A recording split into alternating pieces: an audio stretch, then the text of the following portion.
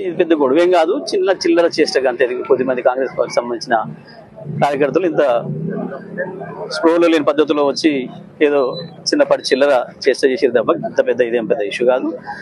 నేను వాస్తవానికి గత ప్రభుత్వం ఏం చేసింది చెప్తా ఉన్నా, ఈ ప్రభుత్వం ఏం చేసింది అన్నప్పుడు గత ప్రభుత్వం ఏం చేసిందో కూడా చెప్పిన.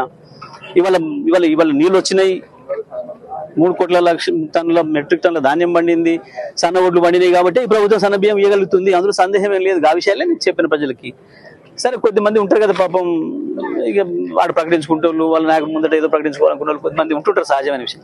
అది చిన్న విషయం కాదు, పనికి వాళ్ళ విషయం లేదు, పెద్ద ఇది కూడా ఏం కాదు. నమస్కారం. వాస్తవానికి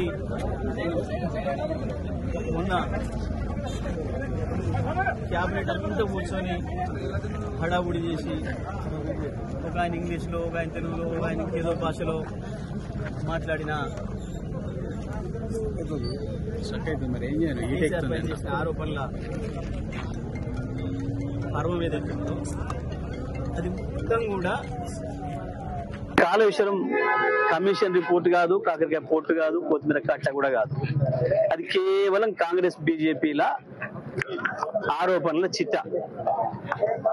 అది కేవలం కాంగ్రెస్ బీజేపీల ఆరోపణల చిట్ట తప్ప అది కమిషన్ నివేదిక కాదు.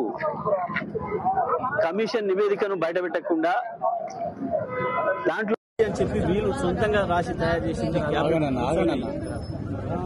వడ్డించింది తప్ప అది ఇంకొకటి కాదు.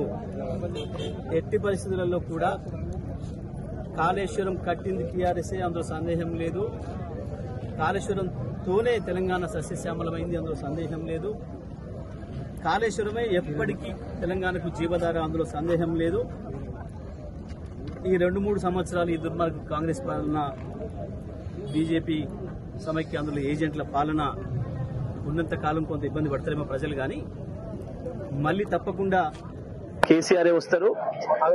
మళ్ళీ కాళేశ్వరమే మళ్ళీ మనను బతికిస్తుంది, అందులో సందేహం లేదు. దానికి వాళ్ళ సూర్యాపేట తుంగతుర్తి ఈ తాలూకాలే ఉదాహరణ. కాళేశ్వరం మొట్టమొదటి నీళ్లను తాగింది ఈ భూములు, ఈ సూర్యాపేట జిల్లా భూములు. మొట్టమొదటి ఫలితాన్ని తీసుకుంది కూడా సూర్యాపేట జిల్లా భూములే. తప్పకుండా ఈ ప్రాంత ప్రజలు పెద్ద ఎత్తున దానిపైన పోరాటానికి సిద్ధమవుతున్నారు.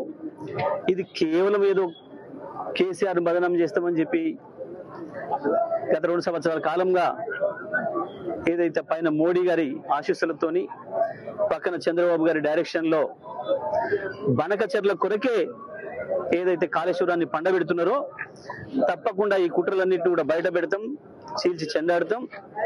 రేపు శాసనసభలో కూడా తప్పకుండా దీన్ని నిలదీస్తాం. కాళేశ్వరం మంచిగా ఉంది, మీరు అందరు చూసిండ్రు, స్వయంగా నేను దానిపై నిలబడి చూసి మాట్లాడి చెప్పొచ్చినా, మేము చెప్పినాం, మేము ఛాలెంజ్ చేసినాం.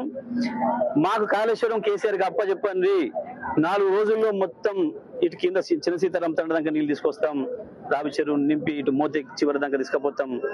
అక్కడ ఎస్ఆర్ఎస్పి పైన కూడా ఇంకా నీళ్లు రాక ఇబ్బందులు పడుతున్నా ఆ ప్రాంతానికి కూడా నీళ్లు అందిస్తామనే మాటను మేము ఏదైతే చెప్పినామో మళ్ళీ కూడా మేము అదే మాట మీద నిలబడి ఉన్నాం.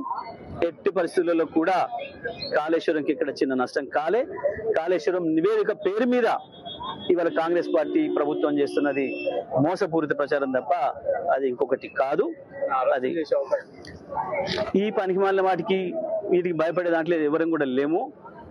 ఈ పని పిట్ట బెదిరింపులు బెదిరించి ఏదో చేద్దామని చెప్పేసి అని చిల్లర ఆలోచనలు చేస్తున్నారు. స్థానిక సంస్థల ఎన్నికలు వస్తున్నాయి, మళ్ళొక్కసారి దాంట్లో నుంచి బయటపడడం కొరకు మాత్రమే చేస్తున్న ఈ చిల్లర ప్రయత్నం డైవర్షన్ పాలిటిక్స్ తప్ప ఇంకొకటి కావు.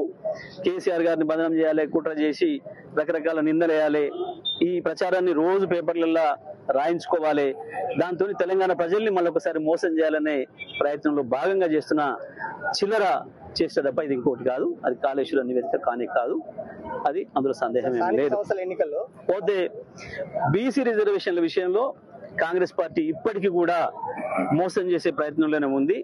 కామారెడ్డి డిక్లరేషన్ ఇచ్చి ఈ రాష్ట్రంలో ఉండే బీసీ ప్రజల ఓటును వేయించుకొని మోసం చేసి ఇవాళ తప్పించుకొని ముఖం లెక్క డ్రామాలు చేసి జంతర్ మంతర్ దగ్గర జంతర్ మంతర్ల వేషాలు వేస్తున్నారు వీళ్ళు. ఇవన్నీ కూడా ప్రజల్ని మోసం చేసే ప్రక్రియ తప్ప ఇంకొకటి కాదు. 420 హామీలు ఇచ్చి అన్ని రకాల మోసం చేశారు ప్రజల్ని. నిరుద్యోగ యువతిని మోసం చేశారు. ఉద్యోగాల విషయంలో విద్యార్థుల్ని 5 లక్షలు ఇస్తామని, స్కూటీలు ఇస్తామని మోసం చేశారు. 2,500 ఇస్తామని మహిళల్ని మోసం చేశారు.